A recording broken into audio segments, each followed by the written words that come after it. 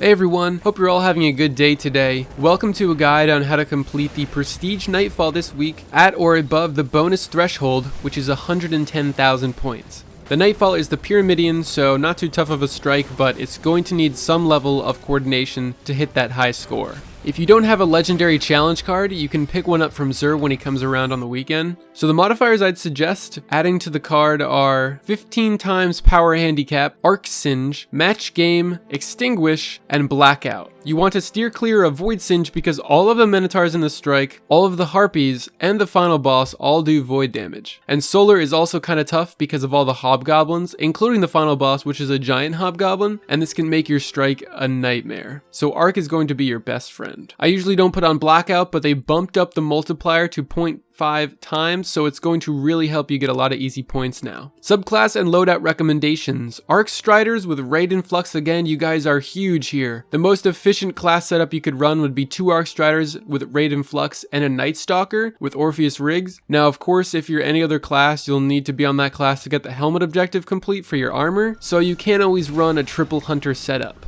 Stormcallers using Crown of Tempest are pretty good, with Lunafaction boots for the final boss even. Strikers using Insurmountable Skullfort are also great. I ran Sunbreaker in this footage strictly for Melting Point for the final boss, but I think I would have preferred to run Striker, honestly. Those pulse grenades the Strikers have are just really, really good. You'll want to coordinate with your team who's running what, or at least be aware of each other's loadouts so you don't struggle to kill a certain shield type. Since match game is on, you'll need one person to have at least a void weapon for Minotaur shields, and one person to have an arc weapon for Harpy shields. I ran a Void Scout and Wardcliff Coil, while my other teammates ran Arc Scouts and also Wardcliff, but the optimal strategy would be to have one person run a Void Heavy because there are so many Minotaurs. Either that or have 2 people run a Void Scout or Auto Rifle to team shoot every Minotaur in the strike because that's what my team struggled with most. So to summarize that real quick, the ideal loadout would be Midnight Coup, Better Devils, DFA, Nameless Midnight, etc. for Kinetic. 2 people have Void Scouts or Autos, and everyone have Wardcliff, Legend of Acrius, Darci, or a Legendary Arc Shotgun.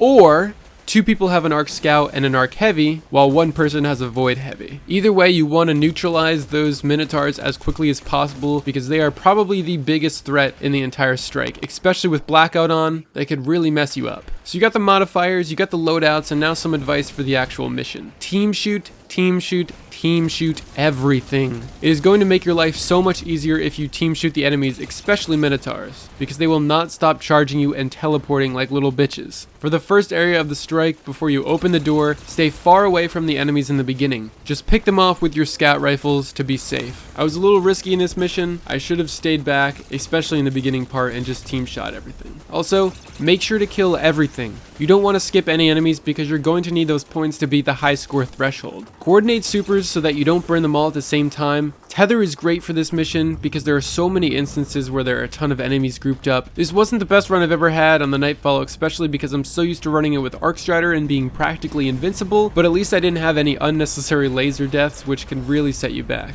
I didn't do so well in the room with the confluxes that you have to scan. I played it way too risky. I got pretty lucky for a while, but honestly the best strategy is to sit back and team shoot everything. Once the Cyclops are dead on the right and left side of the map, you can send in an Arc Strider to literally clean up the entire place. It's hilarious how easy it is for Arc Striders. For the final boss, if you're confident enough, you can totally go for the 1 phase, but you'll probably need an Empowering Rift with Lunafaction boots and a Melting Point at the very least to get that done. Just double check your score before you do it to make sure you're over the 110,000 point threshold or at least very close to it. The rest of the fight is pretty self-explanatory. Just stay alive and team shoot literally everything and you'll be fine. With the modifiers I suggested, even if you don't clear the strike in 15 minutes, you should have no problem hitting the bonus threshold for your armor upgrade. Hopefully this advice can help you clear this Prestige Nightfall this week. If you need to get those helmet upgrades for the Solstice of Hero armor, this is a pretty easy week to do it. I'm not sure what the Nightfall is going to be next week, but if it's something I need to make a guide on, I'll be sure to do that. Thanks for watching, everyone.